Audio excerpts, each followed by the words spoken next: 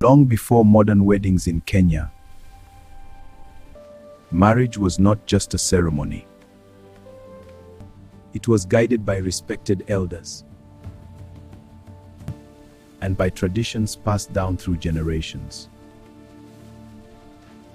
When a young man was ready to marry, he first spoke to the elders of his family. "Elders, I am ready." The elders listened carefully, because marriage was never a decision made alone. Then, the young man and his family would visit the bride's household to formally express their intentions. The bride's family received them with respect, marking the beginning of important discussions. The elders from both families began discussions about the future union, ensuring respect and harmony. These discussions were careful and deliberate because marriage united not just two people, but two families. One of the most important parts of traditional marriage was the bride price, often paid with cattle, goats, or sheep.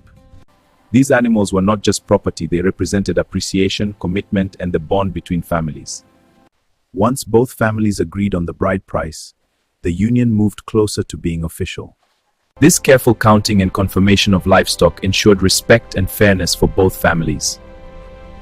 Once both families reached an agreement, the elders' blessing marked the union as official.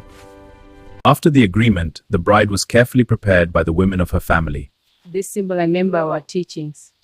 The women guided her with wisdom, teaching her the customs she would carry into married life. They prepared her not just in dress, but in wisdom and tradition for her new life. Finally, the bride stood ready, adorned in tradition and prepared for her marriage. Soon, the elders from both families gathered to give their blessing for the union.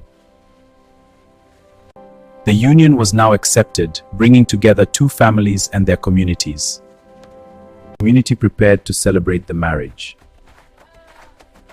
Slowly, the rhythm of the drums signaled the beginning of the wedding celebration. As the rhythm grew stronger, members of the community began to join in the traditional dance. Soon, the entire community began to take part in the celebration. At this moment, the bride was presented before the community.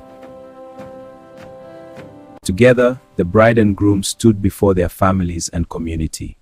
These traditions shaped marriage in Kenya long before independence in 1963. This is Beyond the History, Africa edition. Follow us, subscribe, and join the journey as we uncover more untold stories from across Africa.